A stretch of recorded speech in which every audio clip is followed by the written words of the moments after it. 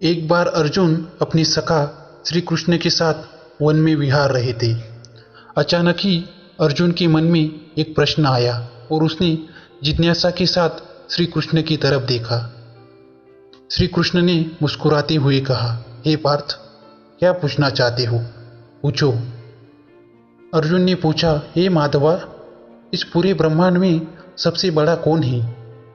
श्री कृष्ण ने कहा, हे पार्थ, सबसे बड़ी तो धरती ही नजर आती है। तभी अर्जुन ने कहा, पर इस धरती को तो समुद्र ने घेर रखा है, तो मतलब यह समुद्र बड़ा है? तभी श्री कृष्ण बोले, समुद्र को भी बड़ा नहीं कहा जा सकता, क्योंकि इसे अगस्त ऋषि ने पी लिया था। तो अर्जुन बोला, इसका मतलब अगस्त ऋषि बड़े हैं। तभी श्री कृष्ण बोले, पर वे भी आकाश में एक कोने में चमक रहे हैं। तब अर्जुन बोले, तो इसका मतलब आकाश बड़ा है। पर यह कैसे हो सकता है? इस आकाश को तो आपके वामन अवतार ने एक पग में नाप लिया था। इसका मतलब आप बड़े हैं। तभी श्री कृष्ण बोले, मैं बड़ा कैसे हो सकता हूँ? क्योंकि मैं अपने भक्तों के हृदय में वास करता हूँ, अर्थात सबसे बड़ा भक्त है। इस तरह भक्त के हृदय में भगवान बसते हैं, इसीलिए संसार में सबसे बड़ा भक्त है। दोस्तों, मैं अपनी इस छोटी सी कहानी में बस यही कहना चाहता हूँ कि ईश्वर कभी खुद को बड़ा नहीं कहता। ईश्वर भक्त के मन में वास करता है। उसे ढूंढने यहाँ वहाँ भटकना व्यर्थ है। ईश्वर की चाह में मनुष्य को उसका स्थान देना गलत है। भगवा चोले के भीतर भगवान के दर्शन की इच्छा गलत है। ईश्वर सभी के भीतर है। अपने कदमों को सद्मार्ग पर ले जाना ही ईश्वर की भक्ति है।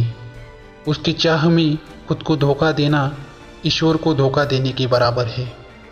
मनुष्य ईश्वर से डरता है, जो कि अर्थहीन है, क्योंकि ईश्वर भक्तों को आशीर्वाद या दंड नहीं देता, बल्कि मनुष्य के कर्म उसे आशीर्वाद अथवा दंड देते हैं।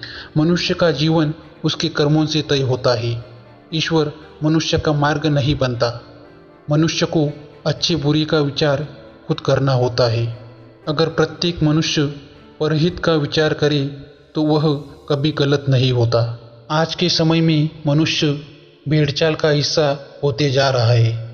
किसी भी व्यक्ति को संत का चोला पहने देख उसके अंधे भक्त बन जाते हैं।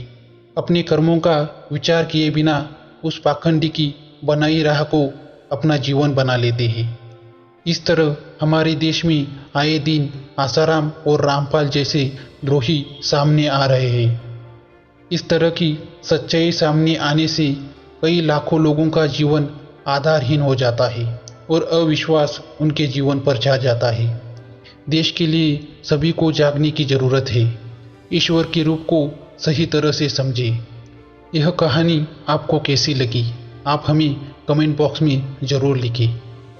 आपके कमेंट हमें आगे बढ़ने में सहयोग करते हैं।